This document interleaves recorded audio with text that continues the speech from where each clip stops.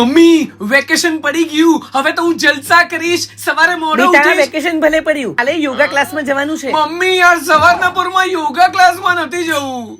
Mummy yoga class પૂરા થઈ ગયા, હવે હું ઘરે બેસીને ટીવી જોઈશ અને આરામ કરીશ. બેટા યોગા ક્લાસ ભલે પતી ગયા હોય, હવે કોડિંગ શીખવા જવાનું બે છે. મમ્મી યાર મારે એવા ક્લાસમાં નથી જવું. મમ્મી હવે એ ક્લાસ પતી ગયા છે, હવે હું આરામ કરીશ અને ટીવી જોઈશ. બેટા એ ક્લાસ ભલે પતી ગયા હોય, હવે કરાટેમાં બે જવાનું છે મમ્મી તારે. મારે કરાટે નથી કરવું યાર.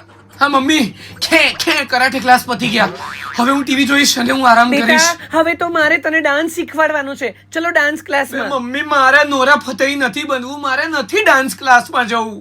મમ્મી હવે ડાન્સ ક્લાસ પણ જઈ આવ્યો, હવે હું આરામ કરીશ અને હું ટીવી જોઈશ.